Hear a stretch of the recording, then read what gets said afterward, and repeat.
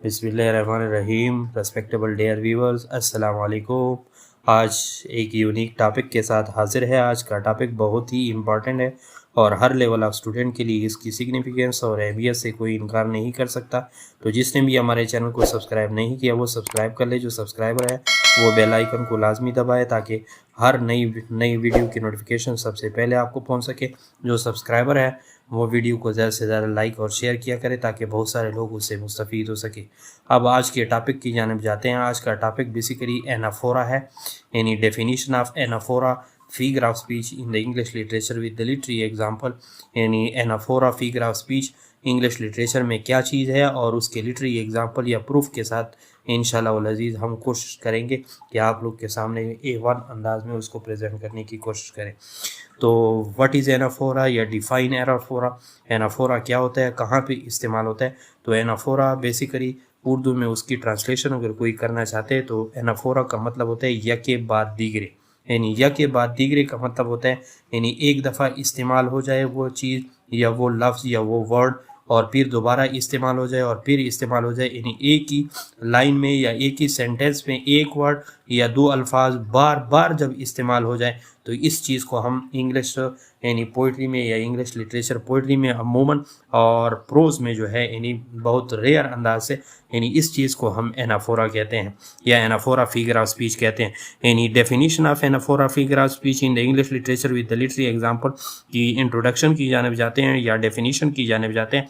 तो बेसिकली ये एनाफोरा जो है, जैसा कि मैंने उर्दू में उसकी मीनिंग बताई कि यके बाद दीगरे को कहते हैं और यके बाद दीगरे की भी मैंने वजाहत पेश की है, इंटरप्रिटेशन पेश की कि एक दफ़ा इस्तेमाल हो जाए और फिर बार बार यानी फिर तो उसके बाद इस्तेमाल हो जाए और इसके बाद यानी बार बार यानी कई दफ़ा वो चीज़ रिपीट हो जाए, वही लफ्ज़ या कई अल्फाज बार बार रिपीट हो जाए, इस चीज़ को हम इंग्लिश लिटरेचर में एनाफोरा कहते हैं। तो उसकी इंट्रोडक्शन या डेफिनेशन भी आप लोग नोट कर लें कि ये बेसिकली क्या है। एनाफोरा फिगर ऑफ स्पीच तो है लेकिन मोस्टली ये पोइट्री में यूज़ होता है, यानी it is mostly use in poetry. Prose में भी इस्तेमाल होता है लेकिन यानी बहुत ही कम अंदाज में या बहुत ही रेयर अंदाज में उसको यूज़ किया जाता है, लेकिन उसकी मोस्टली यूजेज जो है वो पोइट्री के अंदर है। तो फिर उसकी डेफिनेशन फिर क्या है एनाफोरा की, तो नोट कर ले। रिपीटिशन ऑफ वर्ड यानी सिंगल वर्ड की बार बार रिपीटिशन करना या ऑब्लिक वर्ड्स यानी एक लफ्ज़ की या कई अल्फाज की रिपीटिशन जब होती है, आर फ्रेज यानी एक से ज़्यादा अल्फाज की जो नामुकम्मल सेंटेंस होता है या फ्रेज की बार बार रिपीटेशन या वर्ड की या वर्ड्स की बार बार रिपीटेशन, और वो कहाँ पर? Eight the beginning of successive classes. तो क्लासेस पे लेक्चर ऑलरेडी अपलोडेड है, आप लोग उसको देख भी सकते हैं। तो सक्सेसिव क्लासेस यानी एक क्लास के अंदर उसके बिगिनिंग उसकी ज़रूरी है, यानी एक वर्ड या ज़्यादा अल्फाज या एक फ्रेज या ज़्यादा फ्रेजेस किसी के क्लास के बिगिनिंग में जब बार बार रिपीट हो जाए तो इस चीज़ को हम क्या कहते हैं? एनाफोरा फिगर ऑफ स्पीच कहते हैं। यानी repetition of word oblique words or phrase at the beginning of successive classes is called anaphora figure of speech.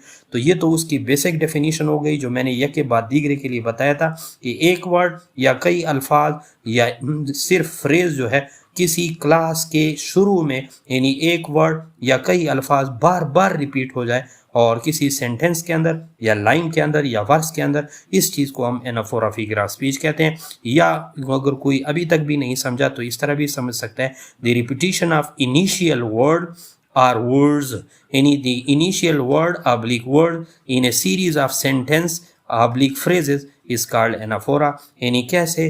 यानी जो इनिशियल वर्ड या अब्लिक वर्ड इन एक लफ्ज़ हो या कई अल्फाज का बार बार रिपीटेशन हो और वो भी एक सिलसिलावार एक ही सेंटेंस के अंदर या फ्रेज के अंदर, तो इस किस्म के जो बार बार रिपीटेशन और उसकी इनिशियल वर्ड या वर्ड्स की हो, इस चीज़ को हम एनाफोरा कहते हैं।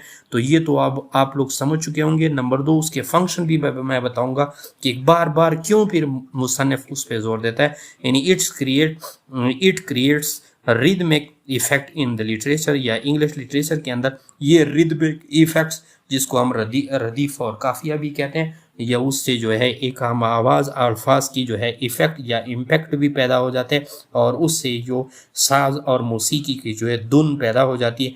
तो ये जो है basically anaphora figure of speech की वजह से होता है।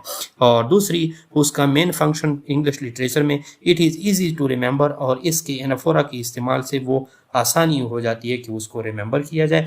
और it create beauty and ornamency in the literary piece, उसी लिटरेरी वर्क के अंदर ये ऑर्नामेंसी एंड ब्यूटी और खूबसूरती क्यों पैदा करता है। तो बेसिकली एनाफोरा जो है डेकोरेशन के अलावा रिदमिक इफेक्ट भी यानी उसके फंक्शन में भी आ सकता है। इस तरह उसके लिटरेरी एग्जाम्पल को अभी नोट कर ले, आप लोग को मजीद भी वाज़ेह हो जाएगा। नंबर फर्स्ट एग्जाम्पल है it was the best of time, it was the worst of time. अब यहाँ पे आप दो अल्फाज को इनिशियल में देख रहे हैं, इट वाज दी, ये पहले भी लगा हुआ है और बाद वाले में यानी कामा के बाद भी लगा हुआ है, इट वाज दी। ये तीन अल्फाज ऐसे हैं जो बार बार इस्तेमाल हो चुके हैं इस चीज़ को हम, और वो भी इनिशियल फेज में, क्लास की इनिशियल या फ्रेज की इनिशियल फेज में यूज़ हो जाते हैं। तो इस चीज़ को हम एनाफोरा कहते हैं। इसी तरह आई कम, आई सा एंड आई कन्क्वर्ड, यानी इस तरह आई को आप लोग देखें, आई कम, आई सा, आई कन्क्वर्ड। तो आई जो है बेसिकली यहाँ पे एनाफोरा फिगर ऑफ स्पीच है। और इसी तरह नेक्स्ट एग्जांपल नोट कर ले, I want my money right now, I want my money right now, right here, all right. यहाँ भी इस एग्जाम्पल के अंदर मैंने कोशिश की है कि वो यानी उसके शुरुआत में तो नहीं है लेकिन एट दी मिडल स्टेप के बाद भी इस्तेमाल हो चुका है। राइट वर्ड को आप लोग देख रहे हैं, तो ये राइट वर्ड भी बेसिकली यहाँ पे एनाफोरा की मीनिंग में यूज़ हो चुका है। इसी तरह we shall not flag or fail, we shall go on to the end, we shall fight in France, we shall fight on the sea, on the seas and ocean.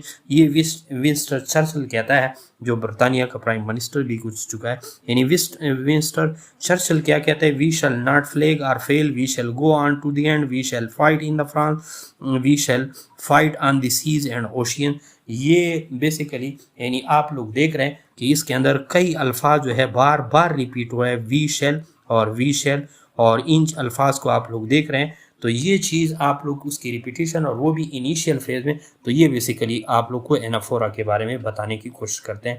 तो ये था anaphora figure of speech, जो repetition of word और words in the beginning of any sentence और line is called anaphora figure of speech. नीचे जो है professor Syed Ishfaq Ahmad साहब राइट इंग्लिश लर्निंग है पर, ये हमारे यूट्यूब चैनल का टाइटल भी, आप लोग हमें सब्सक्राइब भी कर सकते हैं और हमारे वीडियो को जो है लाइक एंड फॉलो भी कर सकते हैं और हमारे फेसबुक पेज को भी लाइक एंड फॉलो कर सकते हैं। थैंक्स।